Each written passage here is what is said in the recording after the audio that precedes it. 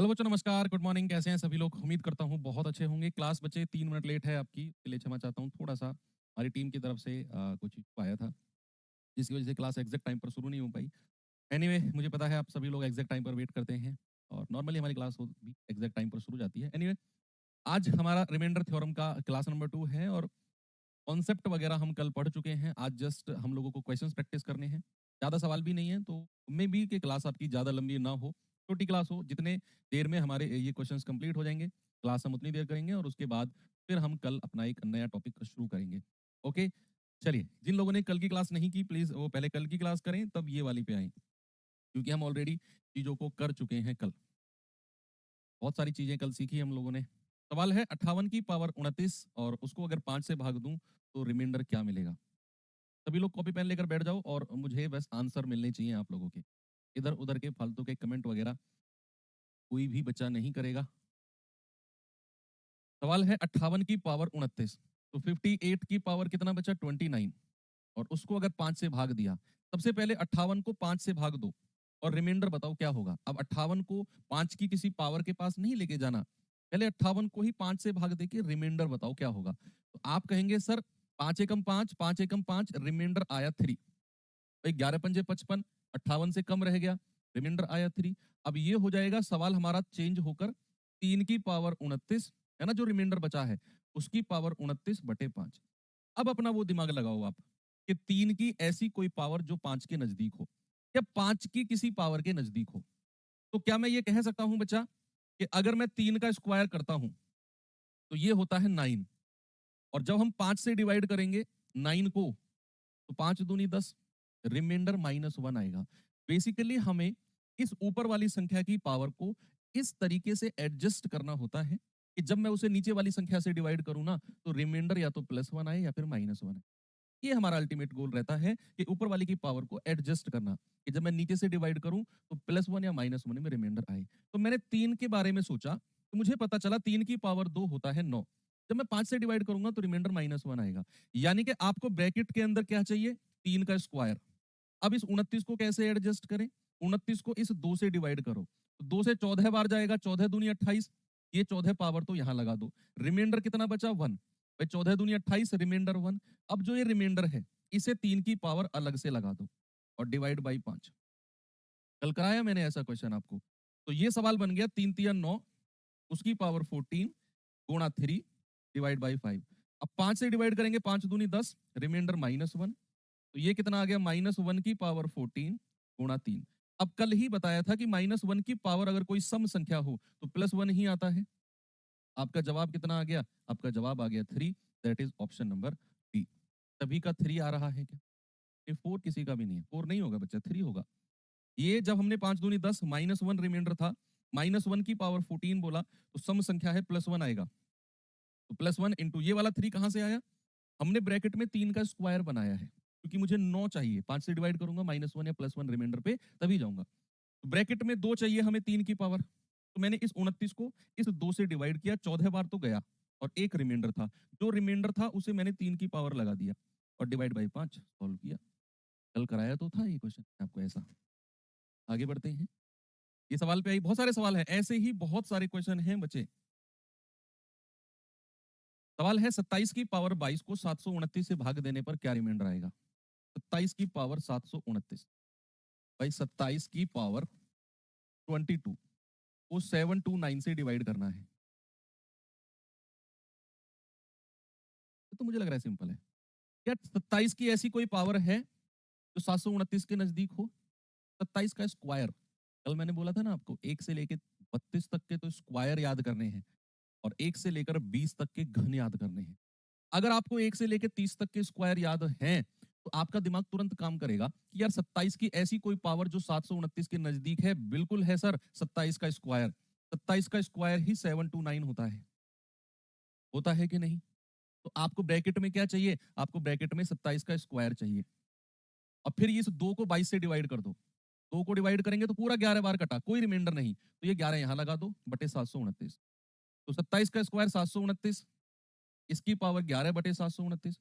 ये तो पूरा कट गया। 729 एकम 729, रिमाइंडर कितना आ गया? 0। कितना आया बचा रिमाइंडर? रिमाइंडर आ गया 0। सभी का आ गया। क्या रिमाइंडर 0 सभी का आ गया? आगे बढ़ूं? चलिए एक और क्वेश्चन है, बताएंगे जल्दी से मुझे इसका जवाब क्या होगा?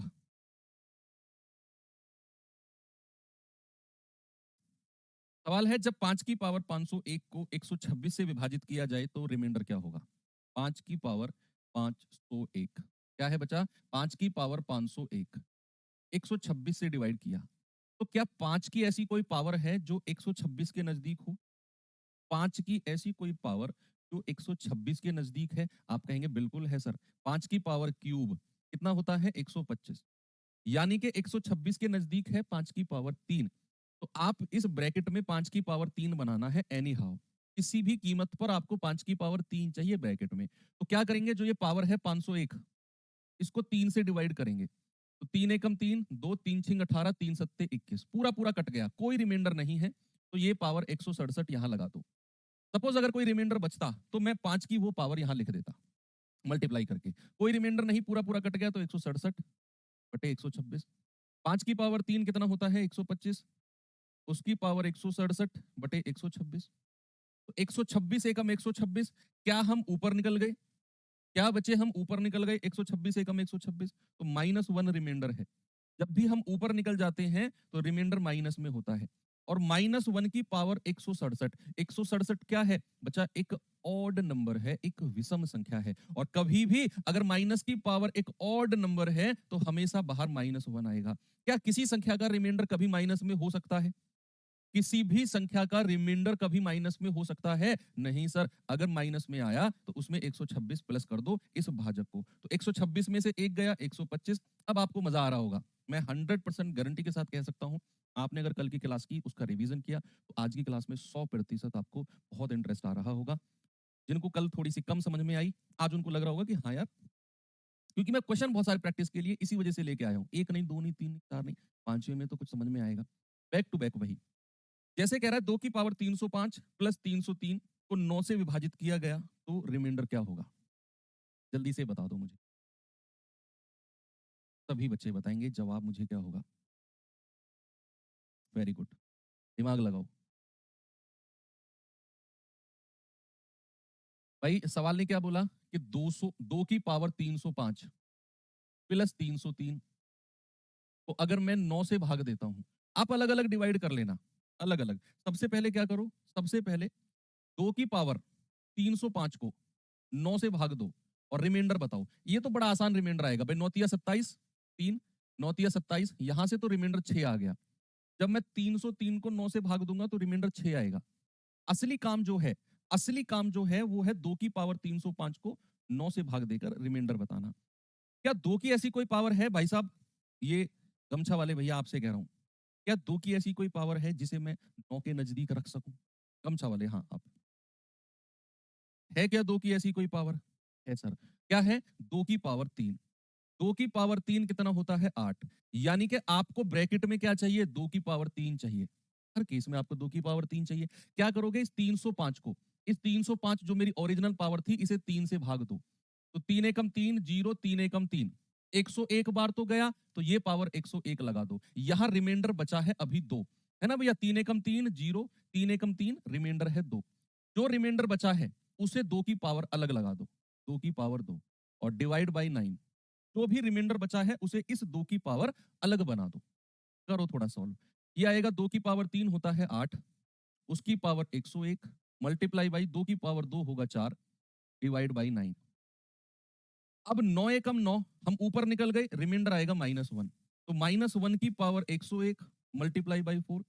अब 101 तो ऑड नंबर है, विषम संख्या है, तो -1 आएगा बाहर निकल के, गुणा 4, यानी कि माइनस का 4। और रिमाइंडर कभी माइनस में हो ही नहीं सकता। Reminder can never be negative. और अगर रिमाइंडर नेगेटिव नहीं हो सकता तो इसे फिर जो भाजक है उसे प्लस करेंगे। 9 में से 4 गया 5। भैया ये 5 रिमाइंडर तो हमारा यहां से आया है। यहां से 2 की पावर 305 को जब मैंने 9 से भाग करके सॉल्व किया तो मुझे रिमाइंडर मिला कितना? 5। यहां फाइनली, अब इस 5 में क्या करेंगे, यहां जब मैंने 303 को 9 से भाग किया तो ये रिमाइंडर और जोड़ेंगे, कितना आ गया? 11। रिमाइंडर आया ओवरऑल 11। अब 11 हमारा 9 से ऊपर निकल गया, भाजक से ऊपर निकल गया, तो फिर हम 9 से भाग देंगे। 9 एकम 9, रिमाइंडर कितना आ गया? 2। यही मेरा उत्तर होगा, ऑप्शन नंबर ए। यही क्या होगा बचा? उत्तर होगा, और ये अच्छा सवाल है। सबसे पहले मैंने क्या किया? 2 की पावर 305 को 9 से भाग दिया, तो रिमाइंडर हमने सॉल्व करके आया 5। हमने 303 को 9 से भाग दिया, रिमाइंडर 6 था। तो इस वाले 5 को मैंने 6 में जोड़ा 11, जो कि मेरे भाजक से ऊपर निकल गया 9 से। तो फिर मैं 9 से भाग दूंगा, रिमाइंडर आएगा 2। तसल्ली से करोगे ना, हो जाएंगे सवाल। मैं कह रहा हूं बिल्कुल इजी टू मॉडरेट लेवल के क्वेश्चन है। बस थोड़ा सा आपके दिमाग की भाग दौड़ में आपको घुसना होगा। चलिए, इस सवाल पे आइए, फिर मैं आपको फिक्स पैटर्न के क्वेश्चन कराता हूं। ये सवाल और कर लो, फिर फिक्स पैटर्न यानी कि बिल्कुल फॉर्मूला बेस्ड सवाल आप कह सकते हो। सवाल है 7 की पावर 84 को 342 और 344 के विभाजित करने पर प्राप्त शेषफल का डिफरेंस क्या होगा? यानी कि सवाल कह रहा है, एक बार तो 7 की पावर 84 को 342 से भाग दो, और एक बार 7 की पावर 84 को 344 से भाग दो, और रिमाइंडर बताओ अलग अलग। बच्चे, क्या 7 की ऐसी कोई पावर है, क्या 7 की ऐसी कोई पावर है जो 342 344 के नजदीक हो? आप बताओगे। ये येलो कलर की जैकेट जो पहनी हुई है आपने, भाई साहब आप, हाँ। क्या 7 की ऐसी कोई पावर है जो 342 और 344 के नजदीक है? कौन सी? 7 की पावर 3 कितना होता है? 343। 7 की पावर 3 क्या होता है? 343 होता है। अब आपने क्या करना है, यहां पर आपको 7 की पावर 3 चाहिए, तो क्या करो, जो पावर 84 है, इसे आप इस 3 से भाग दे दो। पूरा पूरा 28 बार कट गया, तो यहां लिखो 28 और डिवाइड बाई 342। यहां भी वही काम कर दो, 7 की पावर 3 चाहिए, 28 बटे 344। 7 की पावर 3 कितना होता है? 343, उसकी पावर 28 बटे 342। तो 342 एकम 342, रिमाइंडर आया +1। तो +1 की पावर 28, +1 की तो कोई भी पावर हो, +1 ही मिलना है। +1 की तो चाहे इवन पावर हो चाहे ऑड हो, +1 ही मिलना है। इधर आ जाओ, ये होगा 343 की पावर 28 डिवाइड बाई 344। भाई 344 एकम 344, हम ऊपर निकल गए ना, 343 से ऊपर निकल गए, तो -1 रिमाइंडर। और -1 की पावर क्या है? 28। 28 एक इवन नंबर है ना, सम संख्या है ना, तो -1 की पावर सम संख्या हमेशा +1 देगा। यहां भी रिमाइंडर +1, यहां भी रिमाइंडर +1। उसने बोला है शेष फल का अंतर, तो 1 और 1 का डिफरेंस कितना आ गया बच्चा? 1 और 1 का डिफरेंस आ गया 0। कितना आ गया? 1 और 1 का डिफरेंस 0 आ गया। ओके, क्या जवाब हुआ आपका? 1 और 1 का डिफरेंस 0, बिल्कुल करेक्ट है। आगे बढ़े, चलिए अब मैं आपको कुछ फिक्स रूल बताता हूं। हालांकि मैंने आपको डिविजिबिलिटी रूल में भी एक लिखवाया था, आपको याद करो। मैंने कहा था कि ये थोड़ा सा हम बाद में पढ़ेंगे। भैया, कहीं भी आपको देखो, मैं 3 केस लिखवाऊंगा। केस 1, अगर कोई क्वेश्चन आपको a की पावर n प्लस b की पावर n इस फॉर्मेट में दिखता है, a की पावर n प्लस b की पावर n फॉर्मेट में दिखता है, जहां पर n क्या है? एक विषम संख्या है। जहां पर n एक ऑड नंबर है, n एक विषम संख्या है, तो a की पावर n प्लस b की पावर n हमेशा, याद रखना, a की पावर n प्लस b की पावर n हमेशा a प्लस b से विभाजित होगा, a प्लस b से डिविजिबल होगा, विभाजित होगा। बस क्या देखना है? ये फॉर्मेट देखना है आपने, कि a की पावर n प्लस b की पावर n, ये पावर सेम होनी चाहिए, बीच में प्लस का साइन होना चाहिए, और जो पावर है ये विषम होनी चाहिए, ये ऑड होनी चाहिए। तो जो a की पावर n प्लस b की पावर n है, वो हमेशा a प्लस b से डिविजिबल होगा, always divisible by a plus b। ये हो गया केस 1। चलिए केस 2 मैं बताता हूं आपको। केस 2 क्या है? केस 2 है बच्चा, अगर कहीं आपको ये फॉर्मेट दिखे, a की पावर n माइनस b की पावर n, बीच में माइनस लग जाए, और n विषम ही रहे, n एक ऑड नंबर ही रहे, विषम ही रहे। देखो, एक बार तो n विषम है, बीच में प्लस है, एक बार n विषम है और बीच में माइनस है, तो जो a की पावर n माइनस b की पावर n होगा, मैं सवाल दिखाऊंगा अभी आपको, वो हमेशा a माइनस b से विभाजित होगा, वो हमेशा a माइनस b से डिविजिबल होगा, a माइनस b से विभाजित होगा। एक हो गया ये, केस नंबर 2। तीसरा केस है बना आपका, मैं सवाल अभी कराऊंगा, बस थोड़ा सा ही थ्योरी लिख लीजिए। केस नंबर 3 बना है, देखो विषम के तो दोनों केस पढ़ लिए हमने कि n अगर विषम है, बीच में प्लस का साइन माइनस का साइन। अब हम सम के इवन के केस पढ़ते हैं कि अगर a की पावर n प्लस b की पावर n है और जहां पर n एक सम संख्या इवन नंबर है, n एक सम संख्या है, एक इवन नंबर है, तो ऐसे क्वेश्चन का डिविजिबल बाई कभी भी पूछे तो आपका जवाब होगा can not be determine, can not be determine, ज्ञात नहीं कर सकते। हिंदी वाले बच्चे लिखेंगे ज्ञात नहीं कर सकते।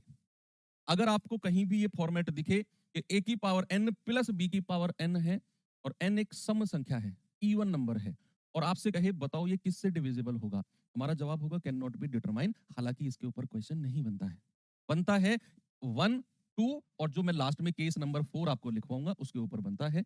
आते हैं अपने केस नंबर 4 के पास। केस नंबर 4 क्या कहता है कि अगर a की पावर n माइनस b की पावर n है, जहां पर n एक सम संख्या है यानी कि एक इवन नंबर है, तो भाई साहब ये हमेशा, ये ऑलवेज डिविजिबल बाई हमेशा a माइनस बी और a plus B, a minus B और a प्लस बी से विभाजित होगा, a माइनस बी और a प्लस बी से विभाजित होगा। ये 4 केस हैं और बहुत इंपॉर्टेंट है, आप चाहो तो लिख भी सकते हो, नहीं तो आपको नोट्स में तो ये मिलेगा ही मिलेगा। मोस्ट इंपॉर्टेंट केस कौन कौन से हैं? केस नंबर 1, केस नंबर 2 और केस नंबर 4। इस पे सवाल नहीं बनता है, इसको तो बस आपने साइड बाय साइड दिमाग में रखना है, ठीक है। ए की पावर एन प्लस बी की पावर एन, एन विषम है। ए की पावर एन माइनस बी की पावर एन, एन विषम है। और ए की पावर एन माइनस बी की पावर एन, ए सम एन सम है। ये किस किस से डिविजिबल होंगे, थोड़ा सा ये चीजें आपको अब मैं एग्जाम्पल के माध्यम से समझाता हूँ। पहला क्वेश्चन है बच्चे, जरा देखना इसे, देखिए जरा इसको।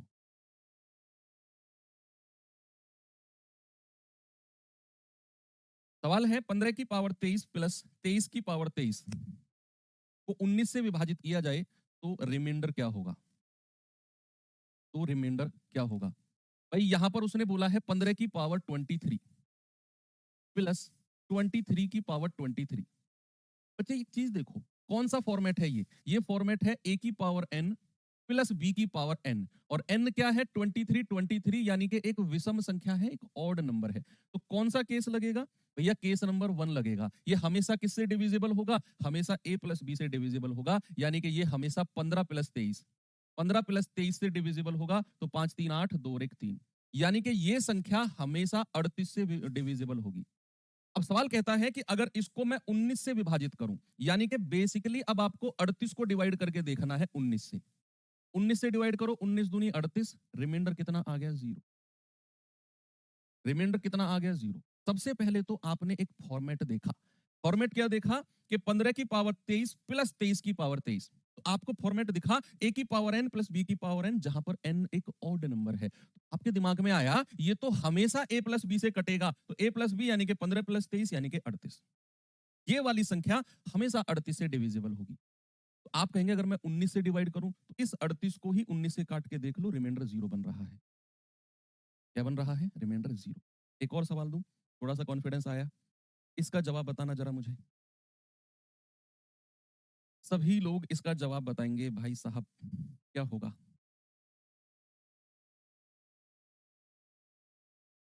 सवाल है 31 की पावर 47 प्लस 43 की पावर 47 को 37 से विभाजित करें तो रिमाइंडर क्या होगा।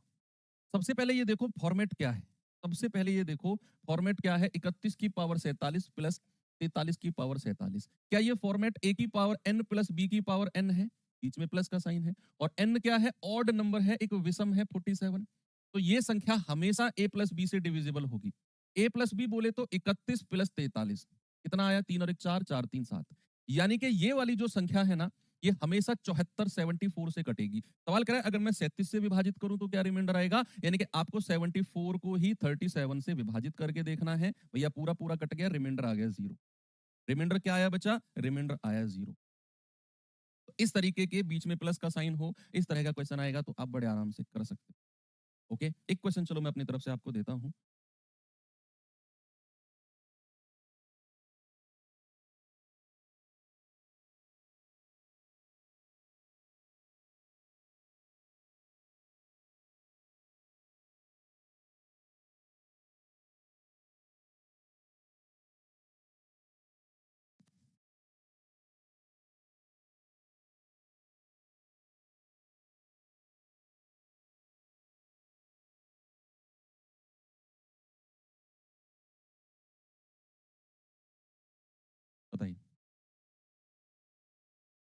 51 की पावर 113 माइनस 39 की पावर 113 को जब मैं 4 से विभाजित करूंगा तो रिमाइंडर क्या आएगा? बोलिए। क्या आप देखेंगे फॉर्मेट कौन सा है? ये है a की पावर n माइनस b की पावर n, जहां पर n क्या है? एक विषम संख्या है, एक ऑड नंबर है। एक ऑड नंबर है तो ये संख्या हमेशा a माइनस बी से कटेगी। और a माइनस बी बोले तो 51 माइनस 39 कितना आता है बच्चा? ये आता है 12। कितना आता है? 12।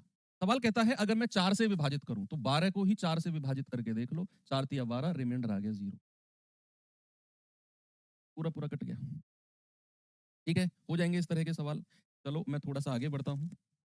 ये सवाल देखेंगे बच्चे जरा। सवाल क्या है जी? सवाल है 10 की पावर 3 प्लस 9 की पावर 3, उसकी भी पावर 752 को 12 की पावर 3 से विभाजित किया जाए तो शेषफल क्या होगा? ये अलग है सवाल। तो मैंने अभी अभी आपको पढ़ाया उसके उसमें इसको मिक्स मत करना, ये अलग है। बिल्कुल बेसिक से हो जाएगा। क्यूब आपको याद है ना, 1 से 20 तक के मैंने बोला याद करने हैं।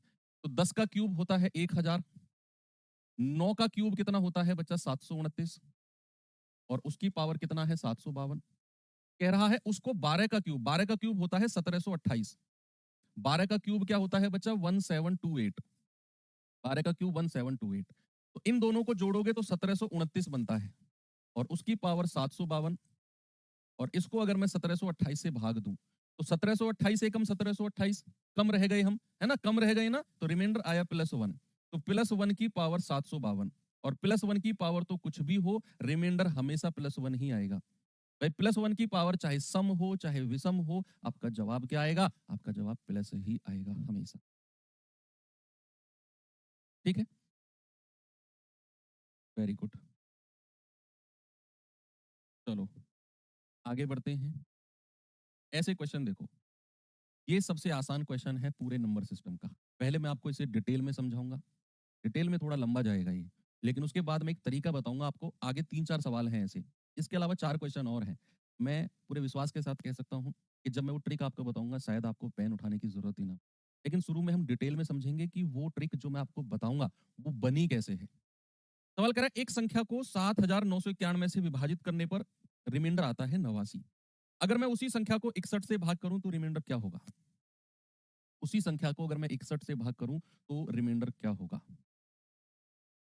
ये सवाल है मेरे भाई। अगर मैं आपसे पूछूं कि ए को, अगर मैं आपसे कहूं कि ए को बी से विभाजित करो, ए को बी से विभाजित करो, तो किस तरीके से विभाजन होता है?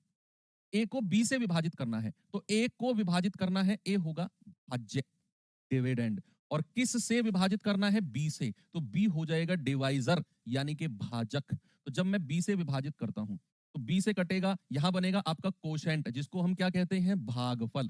क्या बोलते हैं बच्चा? भागफल बोलते हैं। और ये कितनी बार जाएगा? नीचे बचेगा रिमाइंडर, जिसको हम क्या कहते हैं? शेषफल। जिसको हम क्या कहते हैं? रिमाइंडर बचता है। किसी को कोई समस्या है? नहीं। अब अगर मैं यहां आपसे कहूं कि मुझे ए की वैल्यू चाहिए, ए की वैल्यू क्या होगी? तो बच्चे हमेशा याद रखना, भाजक को, भाजक यानी कि डिवाइजर को भागफल से गुणा करते हैं, यानी कि बी गुणा क्यू, और फिर उसमें रिमाइंडर यानी कि शेषफल को जोड़ देते हैं। आपकी जो भाज्य है, जो आपका डिविडेंड है, वो आपको मिल जाएगा।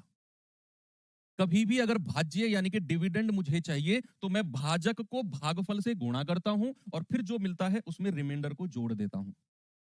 और बेसिक सी चीज है ये, तो अभी इसका यूज हम आगे सवालों में भी करेंगे। इस क्वेश्चन में क्या यूज है इसका, सवाल को देखते हैं। कह रहा एक संख्या को 7991 से विभाजित किया गया। जिस संख्या को विभाजित किया गया है हमें नहीं पता, वो भाज्य है। मान लो उस संख्या को मान लेता हूं मैं n, और किससे विभाजित किया गया है? 7991 से। कुछ भागफल रहा होगा, कोशेंट रहा होगा, क्यों मान लेते हैं। और रिमाइंडर कितना बचा है? 89। रिमाइंडर कितना है? 89। ये शेषफल है। बच्चे अगर मैं आपसे कहूं कि बताइए वो संख्या क्या है, यानी कि वो भाज्य क्या होगा, क्या आप मुझे बता सकते हो? What is the dividend? आप कहेंगे हाँ जी सर, इस भाजक को भागफल से गुणा करो, 7991 गुणा क्यू, और उसमें रिमाइंडर को प्लस कर दो, +89। यानी कि ये मेरे पास ओरिजिनल संख्या बन चुकी है। ये क्या बन चुकी है? मेरे पास ओरिजिनल संख्या बन चुकी है। जिस संख्या को विभाजित किया गया उसको मैंने n माना, जिससे विभाजित किया गया उसको मैंने भाजक माना। ये क्यू क्या है? ये भागफल है, कोशेंट है। ये 89 क्या है? ये 89 शेषफल दिया हुआ है। अगर मैं n की वैल्यू आपसे पूछूंगा तो इन दोनों को गुणा करोगे और प्लस का 89 आ जाएगा। अब q की वैल्यू क्या है नहीं पता हमें, ये संख्या मेरे पास है। अब सवाल कह रहा है अगर मैं उसी संख्या को 61 से भाग दूं, उसी संख्या को 61 से भाग दूं, यानी कि ये जो नंबर है ना मेरे पास 7991 प्लस 89, इसको अगर मैं 61 से भाग देता हूं तो रिमाइंडर क्या होगा? अलग अलग भाग दो इन्हें, अलग अलग, सेपरेटली इनको, ये डिटेल में समझा रहा हूं, इसके बाद ट्रिक बताऊंगा आपको मैं। मैंने आपसे बोला कि अगर मैं अलग अलग डिवाइड करूंगा तो 61 एकम 61, रिमाइंडर बताओ कितना आएगा? 61 एकम 61, कितना बचा? 9 में से 1 गया 8, 7 में से 6 गया 1, 9, 61 तिया 183, 183 और 6, 61 एकम 61, पूरा पूरा कट गया, रिमाइंडर आ गया 0। जब आपने 7991 को 61 से भाग दिया, रिमाइंडर आया 0। और जब आप 89 को 61 से भाग दोगे तो 61 एकम 61, रिमाइंडर आएगा 28। इन दोनों को, बीच में प्लस का साइन है ना, इन दोनों को जोड़ोगे तो रिमाइंडर फाइनल कितना मिलेगा? 28। आपका जवाब है ये है इसका डिटेल। अब समझना इसका ट्रिक क्या है। अगले सवाल में पेन नहीं उठाओगे आप 100%। अब इसका ट्रिक क्या है कि क्वेश्चन जो आपके सामने है ना, इस क्वेश्चन में हमेशा हमेशा जो ये वाला पार्ट होगा ना, ये वाला पार्ट, ये हमेशा इससे डिवाइड होगा, ये हमेशा रिमाइंडर 0 देगा, ऑलवेज रिमाइंडर 0 देगा। जो ये संख्या है ना, जब मैं इसे 61 से भाग दूंगा तो ये रिमाइंडर हमेशा 0 आएगा, ये वाला पार्ट। 7991 को जब आप 61 से भाग दे रहे हो, रिमाइंडर हमेशा 0 आएगा। तो फिर जो रिमाइंडर है वो डिपेंड किस पे करेगा? जो हमारा ये वाला पार्ट है, जो ये वाला पार्ट है ना, शेषफल वाला पार्ट है, इसके ऊपर हमारा बेसिकली असली वाला रिमाइंडर डिपेंड करेगा, क्योंकि यहां से तो हमें 0 ही मिलना है। तो फिर 61 को 89 से भाग दिया, रिमाइंडर 0। अब हमें जब ये पता है कि इधर से मुझे रिमाइंडर 0 मिलना है, तो मेरा सारा का सारा खेल यहां पे डिपेंड करेगा। तो फिर मैं सवाल में इसका जिक्र ही ना करूं, मैं सीधा सीधा क्या कहूं? अब सुनना मेरी बात। तो यहां से रिमाइंडर आपके दिमाग में अगर आएगा कि सर अगर रिमाइंडर 0 ना हुआ तो भैया सवाल का आंसर होगा कैन नॉट बी डिटरमाइन। सवाल का आंसर होगा कैन नॉट बी डिटरमाइन। अब मैं बताता हूं इस क्वेश्चन की ट्रिक। जब भी आपके पास इस तरह का सवाल हो, जब भी आपके पास बच्चे इस तरह का क्वेश्चन हो, आपको कुछ नहीं करना। कुछ इनमें से मैं कह रहा हूं जो मैंने समझाया, कुछ नहीं करना आपने। आपने सवाल पढ़ना है कि भैया संख्या को 7991 से विभाजित किया, रिमाइंडर जो बचा, जो पहली कंडीशन में रिमाइंडर बचा है ना, उसे ही संख्या मान लो। जब उसने 7991 से डिवाइड किया तो रिमाइंडर 89 बचा। बच्चे मान लो कि मेरी जो संख्या है वो 89 ही है। जो पहली कंडीशन में रिमाइंडर बचता है उसे ही संख्या मान लो। अब सवाल कह रहा है संख्या को 61 से भाग देने पर रिमाइंडर क्या होगा? संख्या को तो मैं 89 मान चुका हूं, तो 89 को ही 61 से भाग दे दो। 61 एकम 61, रिमाइंडर आया 28। यही आपको हर सवाल में करना है। पहली कंडीशन में जो रिमाइंडर आएगा उसे ही संख्या मान लो। क्यों? क्योंकि 7991 हमेशा 61 से विभाजित होकर रिमाइंडर 0 देगा, तो इसका कोई काम नहीं है। इसका कोई काम नहीं है। सारा का सारा जो काम है वो पहली कंडीशन में जो रिमाइंडर बचा उसी का ही काम है, क्योंकि यहां से तो मुझे रिमाइंडर 0 मिल ही गया। यहां से तो मुझे रिमाइंडर 0 मिल ही गया। आपको अगले क्वेश्चन में पेन बिल्कुल भी नहीं उठाना। मैं सवाल देने वाला हूं आपको, ये रहा आपके सामने। जल्दी से मुझे जवाब बताओ सभी लोग।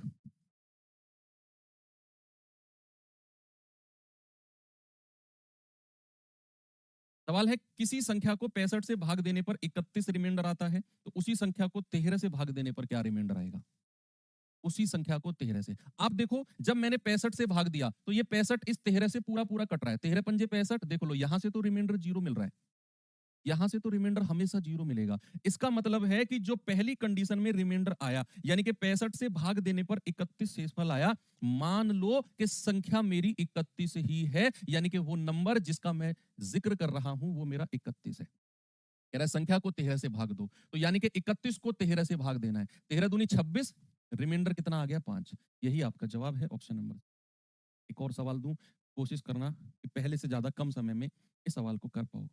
बताएंगे बच्चे जल्दी से इसका जवाब क्या होगा? एग्जाम नजदीक है बच्चे। अब हम मान के चलेंगे नजदीक है, वो कितना भी बढ़ाए, मोस्ट प्रोबेबली कि आपकी डेट मई में तो है, 1-2 महीने और बढ़ जाएगी, उससे ज्यादा नहीं बढ़ेगी। तो बिल्कुल सीरियस पढ़ाई शुरू कर दो। और समय नहीं है, क्योंकि जैसे जैसे समय आगे बढ़ेगा आपको लगेगा यार मैंने तो कुछ पढ़ा ही नहीं, काश मैं 2 महीने पहले पढ़ना शुरू कर देता तो शायद मेरा सिलेक्शन हो जाता या मुझे कोई दिक्कत नहीं होती। प्लीज ये रिग्रेट आपको ना हो। अभी समय है, आपने अगर अभी भी पढ़ाई शुरू की है, डेफिनेटली आप सिलेक्शन ले सकते हो। जब किसी संख्या को 17 से भाग दिया जाए तो रिमाइंडर 6 होता है। अगर उसी संख्या के वर्ग को मैं 17 से भाग दूं, तो सबसे पहली कंडीशन में क्या रिमाइंडर बचा है? 6। तो आप मान के चलो कि संख्या 6 है। संख्या क्या है? 6। आपसे कह रहा है संख्या के वर्ग को, यानी कि 6 का स्क्वायर निकालना है 36, और 36 को मुझे 17 से भाग देना है। बच्चे 36 को मुझे 17 से भाग देना है। 17 दूनी 34, रिमाइंडर कितना आ गया? 2। रिमाइंडर कितना आ गया? 2। बिल्कुल सही है। सही है। चलो, ये सवाल बताइए जरा।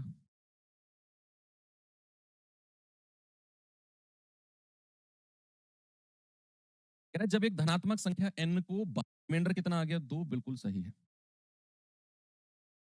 सही है। चलो, ये सवाल बताइए जरा। कह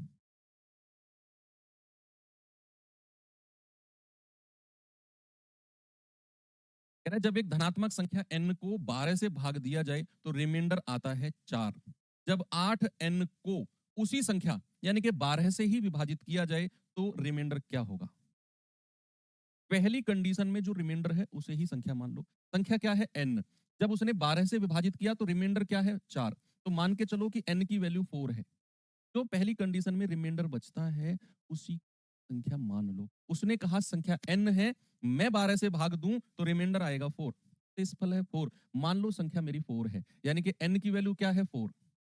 सवाल कहता है अगर मैं 8n को उसी संख्या से विभाजित करूं, किससे? 12 से। तो सबसे पहले तो 8n की वैल्यू बताओ। तो 4 गुणा 8 दैट इज 32। तो अब आपको 32 को भाग देना है उसी संख्या यानी कि 12 से। तो 12 दूनी 24, तो रिमाइंडर कितना आ गया? 8। कितना आया बच्चे? 8। ऑप्शन नंबर डी मेरा सही। आसान है ना ये क्वेश्चन? तो बिल्कुल आसान है, बच्चों वाले सवाल हैं ये तो। चलिए अब मैं थोड़ा आगे बढ़ता हूं। अभी अभी मैंने थोड़ी देर पहले एक चीज आपको बताई थी कि जब आप जो बीच में यहां लिखा होता है उसको कहते हैं भाज्य। इंग्लिश में क्या बोलते हैं? डिविडेंड। शॉर्ट फॉर्म में उसको डीवी बोलते हैं। जिससे डिवाइड करते हैं उसको कहते हैं भाजक। क्या कहते हैं? भाजक। इंग्लिश में उसको डिवाइजर बोलते हैं, और शॉर्ट फॉर्म में हम उसको डी बोलेंगे। जितनी बार वो कटेगा उसको कहते हैं भागफल। क्या कहते हैं? भागफल। इंग्लिश में उसको कोशेंट बोलते हैं, और शॉर्ट फॉर्म में हम उसको क्यू बोल के चलेंगे।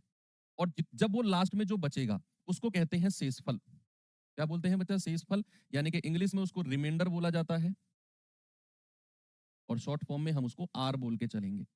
ठीक है। अभी अभी मैंने आपको बताया कि अगर मुझे भाज्य यानी कि डिविडेंड चाहिए, मुझे पता करना है कि वो संख्या क्या है, तो फॉर्मूला क्या होता है? फॉर्मूला होता है बच्चा कि मैं भाजक को भागफल से गुणा कर दूं। मैं क्या कर दूं? भाजक को भागफल से गुणा कर दूं, और उसमें ये रिमाइंडर यानी कि शेषफल ऐड कर दूं। इंग्लिश में बोले तो भैया अगर मुझे डिविडेंड चाहिए तो मैं डिवाइजर को कोशेंट से मल्टीप्लाई कर दूं और उसमें रिमाइंडर जोड़ दूं, तो मेरा ये फॉर्मूला भाज्य का बन जाता है। सभी लोग शायद ये बात जानते हैं। बिल्कुल। जैसे फॉर एग्जांपल अगर मैंने कहा कि भैया 50 को 8 से भाग दो, 50 को 8 से भाग दो, तो आप कहोगे 8 छिंग 48, रिमाइंडर कितना आ गया? 2। यानी कि जब आपने 50 को 8 से भाग दिया, अब मैं क्या कर रहा हूं? मैं 50 को गायब कर रहा हूं। मैं 50 को गायब कर रहा हूं, मैं केवल 8, ये 6, और नीचे जो रिमाइंडर बचा है 2, मैं ये लिख रहा हूं। और मैं कह रहा हूं बताओ ये संख्या क्या आएगी यहां पर? ये तो 50 है। अब मैं प्रूव कर रहा हूं इस बात को, वेरीफाई कर रहे हैं हम लोग कि जो बीच वाली संख्या है वो निकालने का तरीका जो हमने ये वाला लिखा, ये सही भी है कि नहीं। तो मैंने पहले तो यहाँ 50 को 8 से भाग दिया, रिमाइंडर रिमाइंडर सब आ गया। अब मैंने ये गायब कर दिया, जरा वेरीफाई करके देखो। आपको क्या करना है? डिवाइजर को कोशेंट से मल्टीप्लाई करना है और उसमें जोड़ना है रिमाइंडर। तो 8 छिंग 48 प्लस 2, क्या जवाब आ गया? 50। क्या वही 50 आ गया जो हमारा शुरू में था? यानी कि अगर आपको भाज्य चाहिए तो भाजक को भागफल से गुणा करके शेषफल जोड़ देना है। That's it. अब सवाल किस तरीके के बनते हैं? सवाल है ये।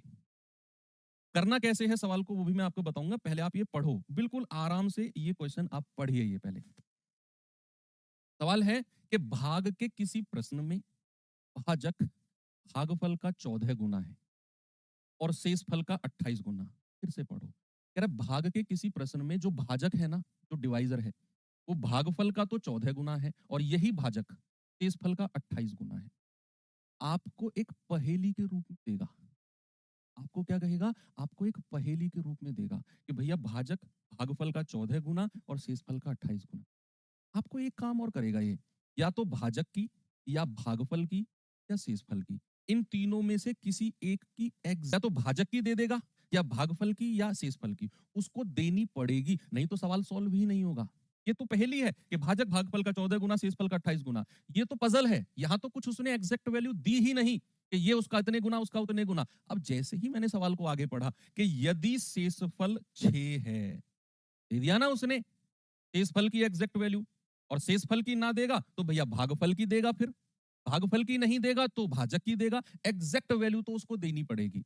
अब आपको करना क्या है, आपको जो उसने एग्जैक्ट वैल्यू दे रखी है ना, उसको लिखो पहले। यहां आता है भाजक, यहां आता है भागफल और यहां आता है शेषफल। जिसकी एग्जैक्ट वैल्यू दे रखी है वो लिखो पहले इसमें। शेषफल दे रखा है 6, यहां लिख दो, बिल्कुल लिख दो बिंदास। अब सवाल को फिर से पढ़ो, कह रहा भाजक भागफल का 14 गुना, आगे बढ़ो, यही भाजक शेषफल का 28 गुना है। तो अगर शेषफल 6 है तो भाजक कितना हो जाएगा 28 गुना, यानी कि 28 गुणा 6। तो 6 8 48, 6 दूनी 12 4 16। तो क्या आपको भाजक मिल गया? सारी वैल्यू मिलती चली जाएंगी आपको। आपने सवाल की शुरुआत कहां से करनी है? जिसकी एग्जैक्ट वैल्यू आपको दे रखी है। उसने बोला शेषफल का 28 गुना है भाजक, तो शेषफल तो 6 है, तो 6 का 28 गुना। अब कह रहा है भाजक भागफल का 14 गुना, भागफल का, तो भागफल है यहां, तो भागफल का कितने गुना है? 14 गुना। क्या? भाजक, जिसकी वैल्यू हमने 168 निकाली है। तो यहां से क्यू कितना आ गया? 14 एकम 14, 14 दूनी 28। ये वैल्यू भी हमको मिल गई 12। तीनों वैल्यू मिल गई ना हमको। सवाल कर रहा है भाज्य बता दो। अरे भाई अभी तो फॉर्मूला बताया कि ये वाली वैल्यू निकालनी है। ये सपोज इसको n मान लो, तो n बराबर क्या हो जाएगा? इन दोनों की गुणा 168 गुणा 12 और उसमें 6 जोड़ दो, तो 12 अट्ठे 96, 12 छिंग 72, 9 81, 12 एकम 12 8 20 प्लस 6, ये आ जाएगा 2022, 2022।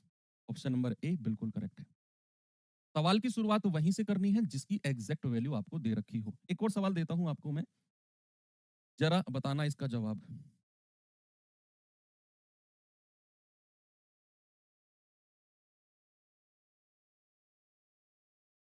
सवाल है, एक भाग के प्रश्न में भाजक भागफल का 6 गुना है और शेषफल का 5 गुना है। ये तो पजल दे दी। एग्जैक्ट वैल्यू उसने दे रखी है शेषफल की। एग्जैक्ट वैल्यू किसकी दे रखी है भैया? शेषफल की। तो जिसकी एग्जैक्ट वैल्यू देगा वहीं से हम शुरुआत करेंगे। शेषफल यानी कि रिमाइंडर दे रखा है 12, लिख दो। सवाल को फिर से पढ़ो। भाजक भागफल का 6 गुना, थोड़ा आगे चलो, यही भाजक शेषफल का 5 गुना। शेषफल कितना है? 12। तो 12 का कितने गुना है? 5 गुना, यानी कि 60। अब ऊपर चलो, भाजक भागफल का 6 गुना। भागफल को मैं क्यू मान लूं तो उसका 6 गुना बराबर कितना हो जाएगा? 60। तो ये जाएगा 6 धाम 60, यानी कि क्यू की वैल्यू आ गई 10। क्या भाज्य नहीं बता सकते आप? अरे बिल्कुल बता सकते हो। इन दोनों की गुणा कर दो, 60 गुणा 10, और उसमें 12 जोड़ दो शेषफल को। तो 600 प्लस 12 कितना आ गया बच्चे? 612। एक और दूं सवाल, उड़ा देंगे उसे, बिल्कुल हवा में उड़ा दोगे उसे तो अब आप। ये रहा कुछ और क्वेश्चन है, थोड़ा सा हटके। सवाल है, किसी संख्या को 42 से भाग देने पर हमें भागफल के रूप में 120 और शेषफल के रूप में 0 मिलता है। अगर मैं उस संख्या को 41 से भाग दूं तो शेषफल। ये तो सिंपल क्वेश्चन है, सबकी एग्जैक्ट वैल्यू दे रखी है, कोई पहेली नहीं है, बिल्कुल सिंपल। किसी संख्या को 42 से भाग दो, भाजक दे रखा है, भागफल के रूप में 120 है और शेषफल के रूप में 0 है, तो संख्या बड़े आराम से निकल के आ जाएगी। भैया भाजक हमें दे रखा है 42, भागफल के रूप में 120 और शेषफल के रूप में 0। तो ये वैल्यू बड़े आराम से निकल के आ जाएगी। कैसे आएगी? इन दोनों की गुणा करो, 42 गुणा 120 प्लस रिमाइंडर 0। तो 0, 12 दूनी 24, 12 चौक 48 और 2 50। ये संख्या मुझे मिल गई। सवाल कहता है, अगर मैं संख्या को 41 से भाग दूं तो रिमाइंडर क्या मिलेगा? नहीं बता सकते हो क्या? बड़े आराम से बता सकते हो बच्चे। अगर आप 5040 को 41 से भाग दो तो रिमाइंडर क्या मिलेगा? बता दो कितना आएगा भैया? 41 एकम 41, कितना बचा आगे? 9। 41 दूनी 82, 8 4 12। 41 तिया 123 तो ज्यादा हो जाएगा, या 123 ही कर लो। 41 तिया 123, रिमाइंडर आया -3। माइनस रिमाइंडर तो पढ़ा है हमने, फिर से बताऊं कैसे किया मैंने। ये 5040 को 41 से भाग किया। देखो नेगेटिव रिमाइंडर कितना मजेदार है। आपने बोला 41 एकम 41, कितना बचा शेषफल? 9, है ना भाई? 9 कम रह गया ना। अब ये 94 बन गया। 41 दूनी 82, 8 और 4 12। अब ये 120 बन गया। तो अब मैं या तो 41 दूनी 82 जाऊं, या मैं 41 तिया 123 चला जाऊं। मैं 120 से ऊपर निकल गया, 41 तिया 123, कितना ऊपर निकल गया? 3, तो रिमाइंडर -3। ऐसे देखा नेगेटिव रिमाइंडर। और रिमाइंडर कभी नेगेटिव हो ही नहीं सकता। अगर रिमाइंडर नेगेटिव है तो भाजक उसमें जोड़ दो। 41 में से 3 गया, आपका जवाब है 38। क्या जवाब है बच्चा? आपका जवाब है 38। क्लियर है? वेरी गुड, सभी का आ रहा है। चलिए अब मैं सवाल थोड़ा सा चेंज करता हूं, थोड़े से मिसलेनियस क्वेश्चंस करा देता हूं आपको।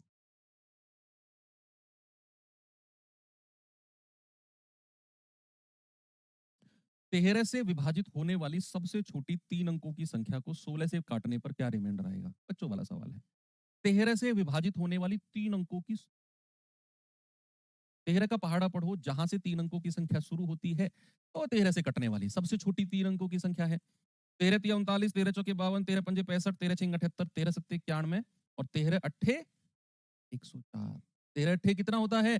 13 अट्ठे 104 होता है। तो 13 से कटने वाली 3 अंकों की सबसे छोटी संख्या कितनी है? 104। क्योंकि 13 सत्ते 91 था और 13 अट्ठे 104।